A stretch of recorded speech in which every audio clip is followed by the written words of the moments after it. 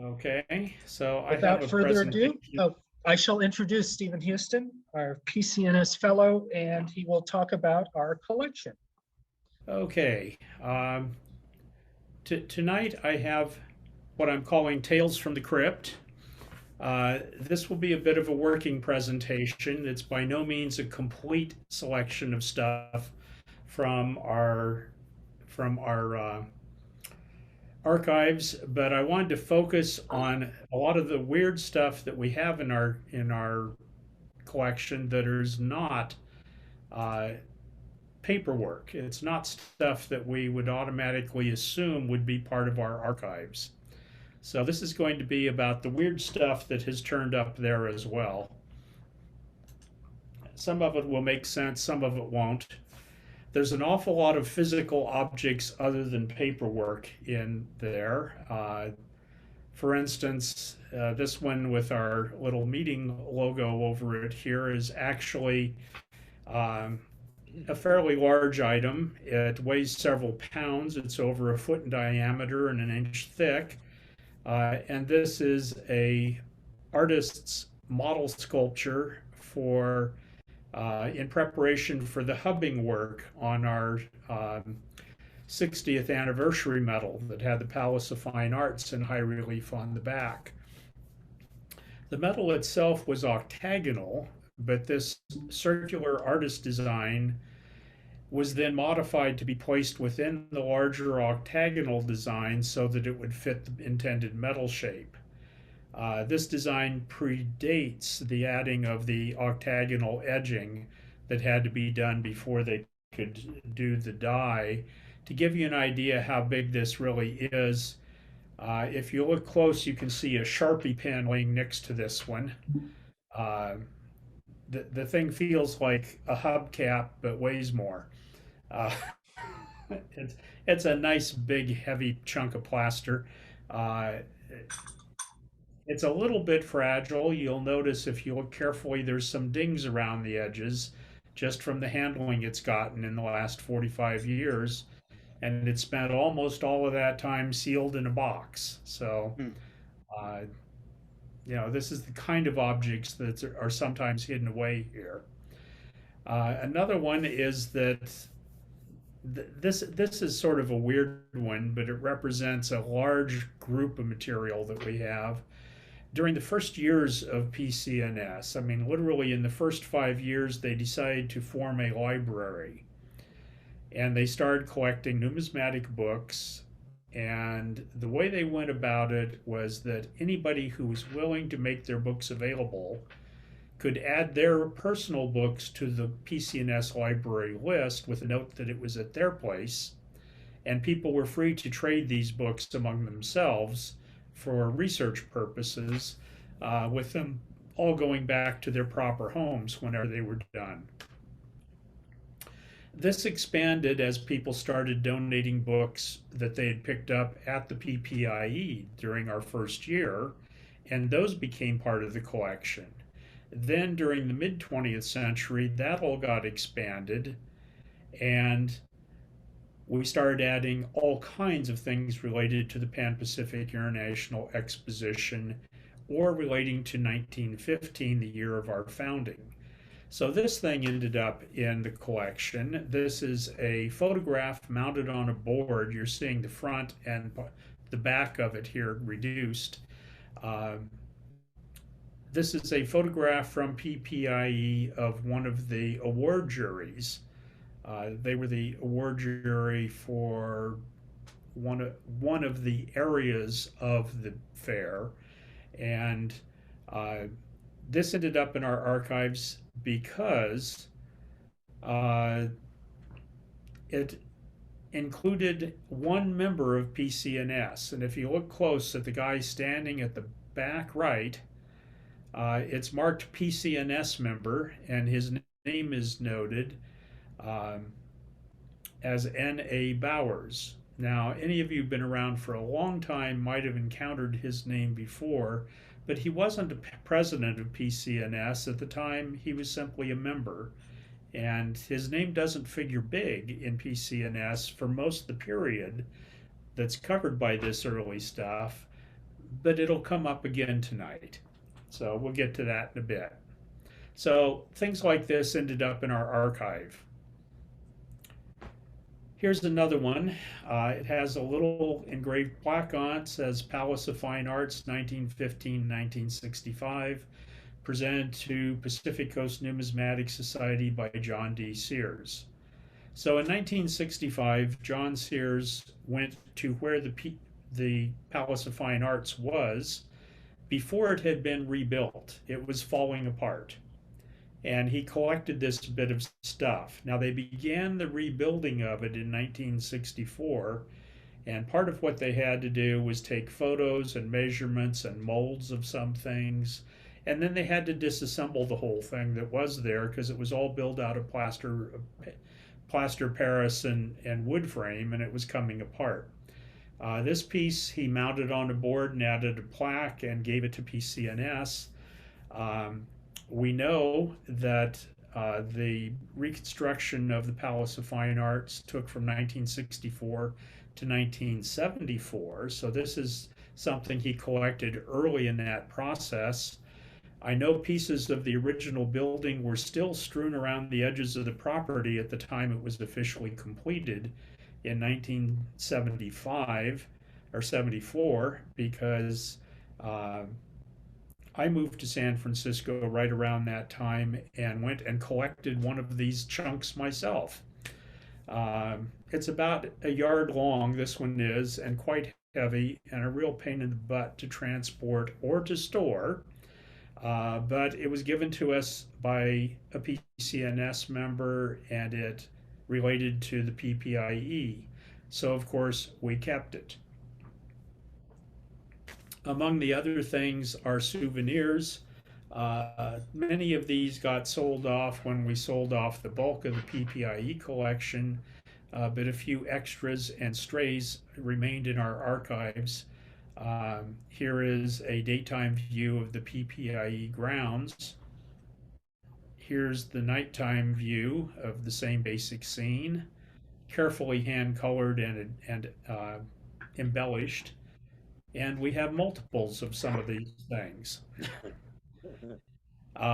If people brought it into a meeting and said, here, this is for the collection, PCNS took it and added it.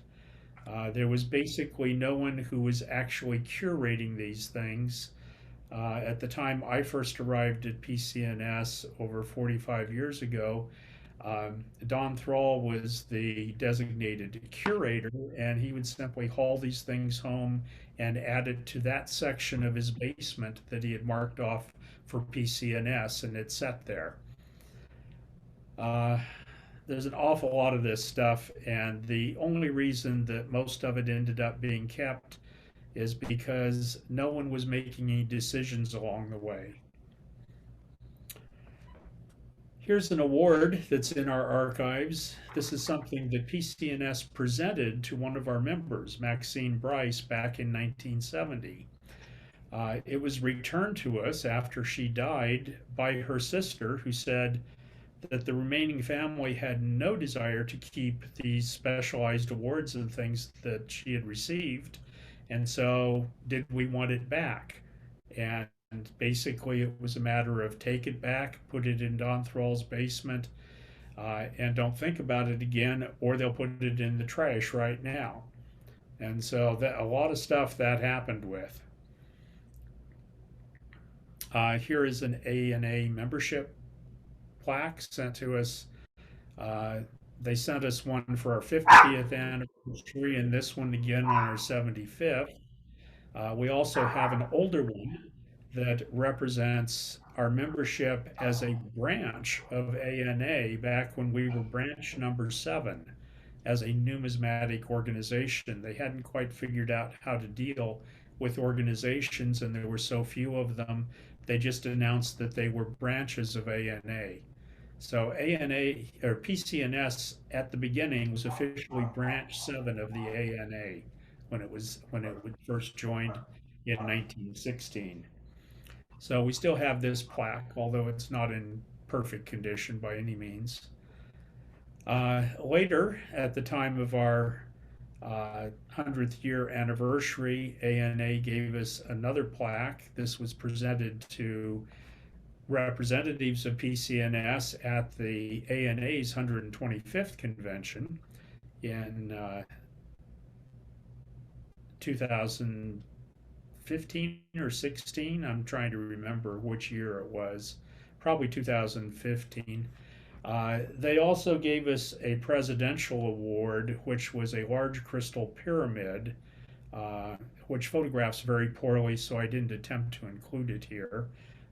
It's about 6 inches on each side of the base and about 9 inches tall. It's heavy, a very awkward shape, made of extremely sturdy plexiglass or crystalline material of some sort, and it's quite difficult to box, store, or ship anywhere. But things like this are in the collection because they had to go somewhere. Also in the collection are things like this. This is a full-size poster, about 2 by 3 feet, that was printed in quantity in 1987 by PCNS to advertise that we were hosting the 1987 Csna convention in San Francisco. We printed these up, at least 100 of them, with the idea that members would post them in places where they would get seen, and that when the convention was over, we offered them for sale if anyone wanted them. I don't recall anyone ever buying them. We still have about a dozen copies left in our records here. But it's a full-size wall poster. Here is an item that's, I guess about 1.5 feet square, roughly. This is the PCNS's Journal Award as Best Regional Publication in 1989. This one always causes me to feel kind of like, yeah, we pulled this off, because for literally decades, the California State Numismatic Association's CalCoin News had been the perennial winner of this award. And when we put out our first issue of the journal, many years before 1989, members of the board of Csna brought it up as, here's something one of our member clubs is doing, and specifically they commented, I don't think we ever have to worry about them beating CalCoin News for the ANA prize. In 1989, we beat them. So this one's always been special to me, but it's not going on my wall, so it's still sitting in the archives. Now, PCNS also has what I would loosely call a coin collection. These are things that were not issued by PCNS. That's our token and metal official issues stuff. I'll get to that later. But these are things that were donated to PCNS or given to them for reasons that are sometimes hard to determine. But I'm going to tell you about some of them where I know what they are for and why that we have them.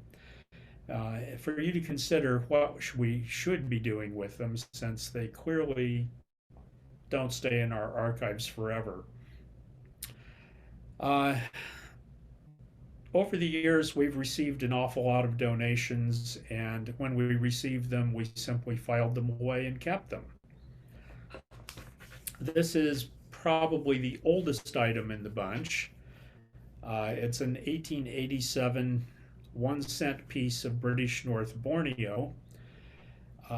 This was recovered after the San Francisco 1906 fire. It's a heat and mint piece that was in the possession of Baron Zurby, and in 1926 he sent a batch of coins that he said were recovered after the fire from basically the debris of San Francisco, and he collected the fire damaged coins and sent a batch of them off to PCNS to be distributed to all of the members on the anniversary of the 20th year since the fire. I have verified in the minutes that at the April 1926 meeting, these coins were distributed, not by Zurby, but by someone he had sent them to, one of the officers, to distribute them on his behalf to all of the members who were present. So we've got a small bit of a pedigree here with it. But if you were to just look at the coin itself without knowing about the minutes or the note on the tag saying that it came from Zurby at this time, you'd probably figure the coin was worth a few bucks as a curiosity because of the rotten condition due to the fire damage or corrosion that it's showing. Without the pedigree back to Zurby and the fire, this would be a piece of junk. Here's something a little bit later. This is Zurby's 1904 store card. This was written up in our papers a few years ago by Bill Hyder after he discovered it in the organization's archives. This may be one of the higher value items that we have in any of our stuff, but I have no idea what that current value would actually be. I've not been able to find a record of any such piece being offered for sale in many years. But this piece is 50 millimeters and it's aluminum, and it was produced at a time when aluminum had started to come down in value. 50 years earlier, aluminum was valued higher than gold by weight. By this time, it had come down and it was valued at somewhere around $7 a pound when sold in large quantity. Still fairly expensive compared to today, where modern refining processes have gotten it down closer to $2 a pound. So at the time, this was an unusual item, both in size and material. And he probably produced this for use at the 1904 St. Louis Expo, where he was set up, I believe, and always promoting his stuff. This is another piece with a Zurby, dare I say, pedigree. It claims on the tag to be a 1923 US dime. I am unable to verify that from any of the scratch marks or remaining design visible on the piece. In August of 1923, President Warren G. Harding died in the Palace Hotel in San Francisco and was loaded onto a train, his funeral train, to take him slowly back all the way across the United States. It's estimated that over 9 million people lined the tracks across the country to see his train go by. According to the note we have, this piece was given by Farron Zurby to member Charles Turrell of San Francisco, who later gave it to PCNS. Theoretically, Zurby placed this piece on the railroad tracks for Harding's funeral train to run over it. And that's why it's in the condition it's in. Again, without the story, which I have not been able to verify from any of our written records, I'm not sure this piece could even be legitimately proved to be a US dime. So there we are.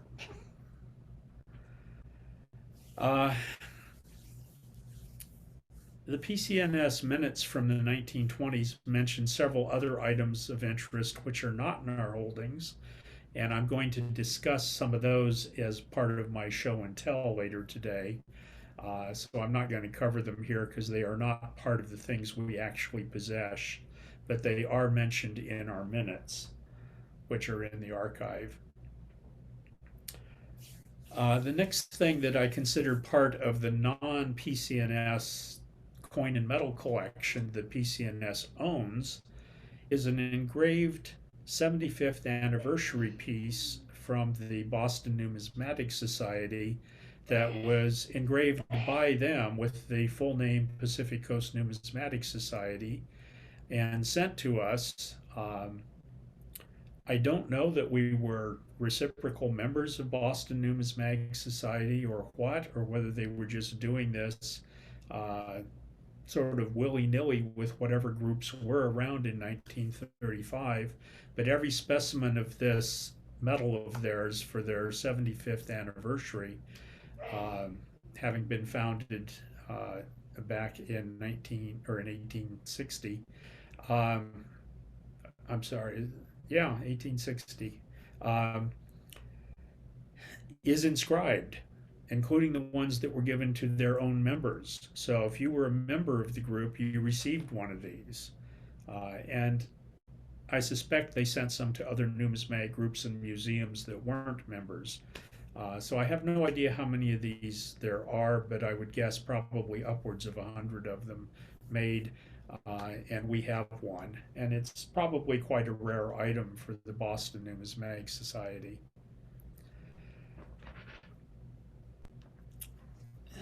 In the 1950s, the California State Numismatic Society decided to start striking medals to honor their outgoing presidents. And here is a CSNA presidential medal. This is a large piece. It's 50 millimeters. This one honors Dr. Nathan Bowers, who was president from 1953 through 1954 for CSNA. This is the same N.A. Bowers who was pictured as a member of the PPIE awards jury on that wooden board I showed you a while back. So his name comes up again, and we ended up with this because he was a PCNS member again. As far as I can tell, no other reason for it to be in our collection. We have two others of the CSNA Presidential Medal. One is for Ralph Mitchell, who was a PCNS president in 1939, and the other one is for Clifford List, who was PCNS president for 1959 and 60. So he was later president of CSNA 1961 to 62, so the medal was struck after he had been president of PCNS. So we have three CSNA presidential medals because the people depicted were PCNS members at one time. Then we have a series of TAMs, Token and Medal Society medals that were done depicting Farron Zurby on one side, and I think that is the reason they ended up in our collection, because of Zurby. I don't know of any other reason why these ended up in the PCNS collection, but we have the full set of three struck in proof silver, bronze, and nickel. And they're all in these octagonal cases, although the medals themselves are round. Next, we have another award medal. This was presented to the Pacific Coast Numismatic Society in 2007 by CSNA to commemorate our 50th year of membership in CSNA. There are a handful of things like this. This one is 52 millimeters, so it's a good size piece. Don't know what to say about it, except that of all of the things that PCNS has received from other groups, to honor something specific about PCNS, this one is probably the easiest one to store. We have a lot of plaques. We have boxes full of plaques. At least the couple of medals that we have are things that we can handle if necessary. I want to go on now to the things officially issued by PCNS, because the plan for deaccessioning our collection is that we will not be keeping things except for those that we intend to use later. We will not be maintaining our own collections. So these are all items that were officially produced by PCNS or by PCNS members for distribution at PCNS events. Some of these were approved ahead of time by the board and membership. Some were struck ad hoc by members at their own expense. The first one says it's Farron Zurby, founder, PCNS San Francisco 1915, and it's marked Token of Esteem 1930. It's a 31 millimeter bronze. It was also struck in aluminum. It was distributed at the December 1930 monthly meeting, and it cites Farron Zurby as our founder, but he was not present at that meeting where these were distributed. These were produced by Harvey Hansen and Ernest Wormstrom, members of PCNS whose initials appear curved below the date on that side. PCNS has 3 each of these in bronze and aluminum for a total of 6 specimens, and they're all in nice condition. This rather plain 35 millimeter copper nickel piece was struck to commemorate our 200th meeting in April of 1932. You'll notice that we don't have the PCNS logo on it. This appears to be an officially issued piece by the Society. There's no indication of designer or maker or anything like that. We have 2 specimens. One has a nasty black corrosion spot on one edge of it, along with traces of a fingerprint. This is the better of the 2, and it has no visible problems. At our 250th meeting, July 22nd, 1936, it appears Zurby was present for this event, or his presence was anticipated, and this metal was struck to be distributed at that meeting. It's a 35 millimeter bronze, and we have 2 nice specimens of this. Then our first silver octagonal was struck officially for our 25th anniversary, June 25th, 1940. It measures 42 to 45 millimeters, depending upon whether you're measuring at the flats or at the corners. And this is the first official appearance of our logo on one of our medals.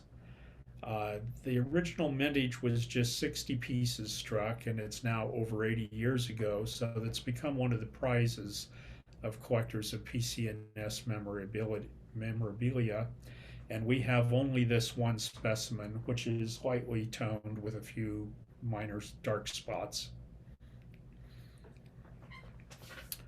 Now, that was 1940. Suddenly we jumped to 1972.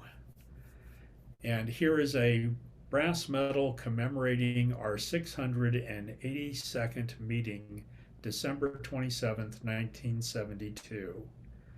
What on earth were we thinking?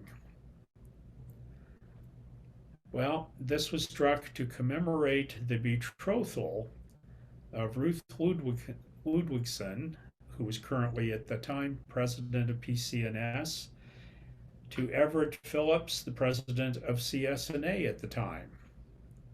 So I believe this was probably privately produced by one of our members, most likely Don Thrall, although I'm not sure of that. But he had a habit of sticking his hand in and producing things like this as a surprise. So this marks an important event in the life of one of our longest serving members. We now know her as Ruth Phillips, her married name, and she is still a member of PCNS. Next in our medal run is the 75th, or the 1975 60th anniversary medal. We've seen the massive plaster sculpture that was done for the reverse. Here is the silver medal. It was struck in both silver and bronze, and the intent was for the reverse to show fairly high relief. The reverse actually shows a concave field inside the design around the Palace of Fine Arts, giving even more of a 3D effect to the palace design. We have one silver specimen, this is it, but we have 10 of the bronze strikes, and they're all in nice condition. Next up is a special award which was issued at our banquet in June of 1978. This is a unique piece individually inscribed on the reverse to honor Maxine Bryce, secretary and editor for years of service to the Society and Numismatics. Once again, this piece was returned by her family after her death because they had no idea what to do with it, and it was placed in our archive. But that's not all, because also in our archive are the brass pieces that were produced for distribution at that banquet to everyone else in attendance, with the same basic inscription on the back that it was to honor Maxine Bryce. Now, this is kind of amusing because we didn't anticipate ending up with the original silver back in our hands, but we held on to a few brass pieces, and the rest of them were given to Maxine in a little partial roll as they came from the mint. The mint, I believe, was probably Patrick and Company. She was thrilled to get all of the extras that were there, and I was present at this event, and I watched as people started leaving. Maxine walked around the room repeatedly, collecting any stray metals that people didn't take with them. So she ended up with nearly half of the mintage in her possession by the end of the evening when she took them home, along with the original presentation piece. So as I said, we have 3 brasses in our collection along with the original silver piece. These were later placed on the market after her death, and I don't know whether anyone else still has any of them in quantity, but I know that they were offered for sale. Now, the brass 60th anniversary medals with the Palace of Fine Arts sold out in silver fairly quickly, but we struck more of the brass or bronze than we did of the silver, and those got harder to sell, even though I think we were asking $3 a piece for a really nice medal. But we still had a bunch of them left in 1980. And so for our 65th anniversary, we decided to counterstamp them. If you look on the side with the logo there, right over the setting sun, you'll see in 3 lines it says 65th year 1980. These were counterstamped on the remaining bronzes, except for the 10 that we held back in our archive without the counterstamp. Dozens of these were produced, and they were offered out very cheaply at the time. The original 60th anniversary medal costs had all been recovered, so all we had was the cost of having these counterstamped. We started to do them by hand, but that didn't work very well. After a couple of trials, we realized we were going to have to go ahead and pay a professional like Patrick and Company to do the striking. Patrick and Company did this test strike, which we still have in our archive, of 3 different placements of the die on one piece to see where it would show up best. And I believe that some of the pieces were struck on one side, some on the other, but most of them probably ended up struck on the obverse, where it was easier to sort out the design from instead of over the Fine Arts Palace. I don't actually remember how many of these may have been distributed, but they do turn up and are sometimes confused with the 60th anniversary issue because people don't realize the counterstamp made it a whole new issue as far as PCNS was concerned. Then in 1882, we noted that our 800th meeting was coming around November of that year, and not having done anything for uh, for a real octagonal silver medal in several years, we decided to go ahead and produce an 800th meeting medal, and this was the result. It was done in both bronze and silver. Uh, the next picture here is of the two side by side. You'll notice that the upper part of the name San Francisco and the number 14 specifically in the date are much more weakly struck on the bronze than on the silver. My suspicion is that, expecting bronze to be a softer metal, they lightened the press pressure compared to what they did for the silver, with the result that it didn't strike up well against the raised design on the other side from the logo, which was one of the hills. So PCNS currently has 3 silver and 4 bronzes on hand of this piece.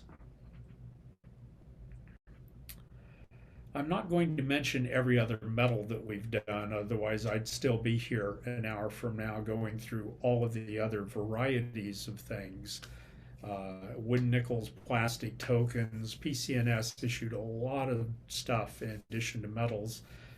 Here is one of the design pieces, plaster that was prepared for the Zurby design on our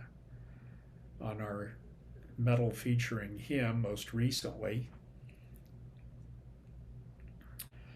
The official medals and tokens of the society will be passed along to an accredited numismatic museum. My first goal will be to add any pieces that the ANA lacks in its own collection to complete their run of all PCNS medals. They already have some, I don't know which, but I will be sorting that out with them. And because in many cases we have multiples, I will also be filling in any gaps that the American Numismatic Society of New York has in their collection, so that the ANA will have a full run of all of our stuff, and the ANS will have as much a run as we are able to supply them with, depending on what they already have and what the ANA needs. There will be remaining examples, especially of some of those things like the 1930 medal, the token of esteem for the meeting in 1930, where we have 6. One set of aluminum and bronze may go to ANA, one may go to ANS. That'll still leave us with a set of both metals. My intent is that if we still have leftovers after the museum's collections are filled out to represent our archive, that those things will then be auctioned along with the non-PCNS collection stuff through a reputable dealer who has some customers for historic numismatic metals and tokens. That remains to be sorted out, but that's where these things are going to go eventually. In the meantime, we also have things like the Galvanos, plaster models, and of course the original dies for many of these things. And my intent is to sort out among the numismatic groups that maintain an accredited museum which of them is best capable of preserving and maintaining the dies securely so that they can be used for study, and sending it all to one place so that that stuff can all be used for study in one location. And that's something else that I will still be sorting out in the future here. Now, that does, one of the requirements of that will be that they have to agree that these things will be preserved for study, but will never be loaned, sold, or allowed to be used for restriking.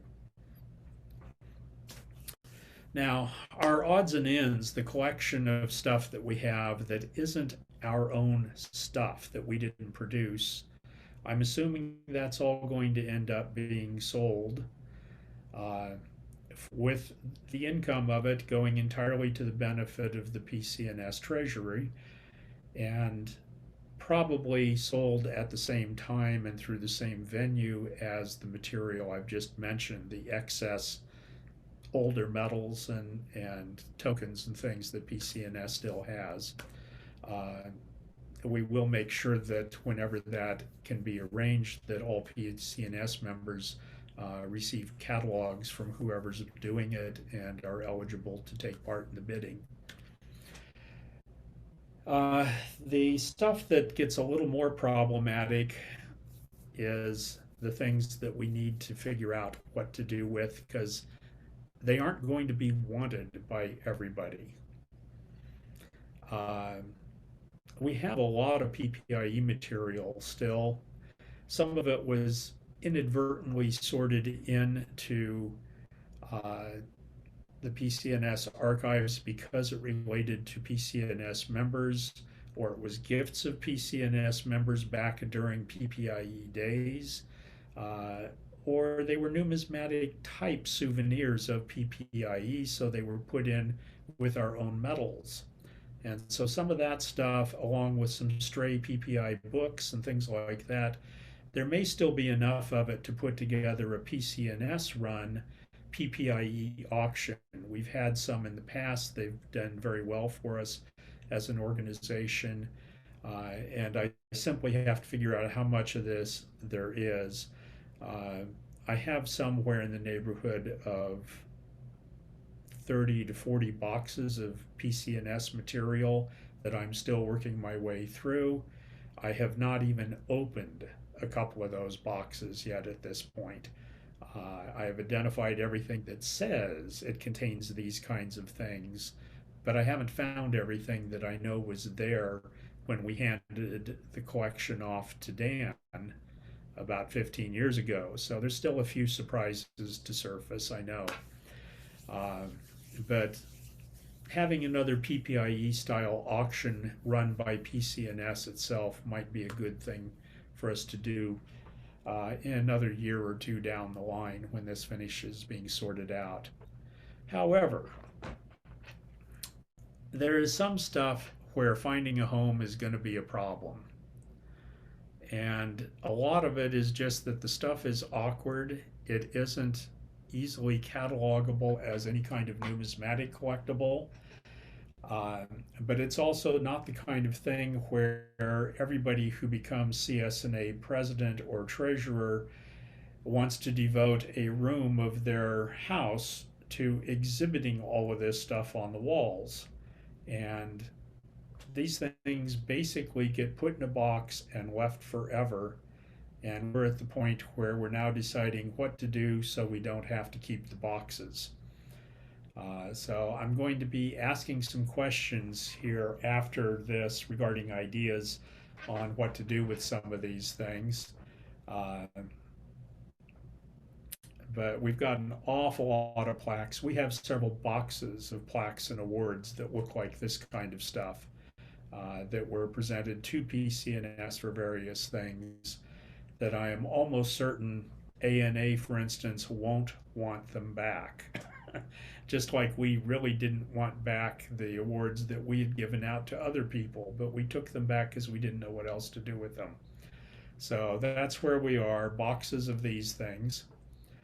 I'd particularly appreciate any ideas regarding storage for getting stuff that's currently just in storage, like plaques, frames, and trophy type material. Where do we go with it? So I want to thank you, and at this point I want to stop the recording, and then I'd be happy to open this up for any questions and discussion.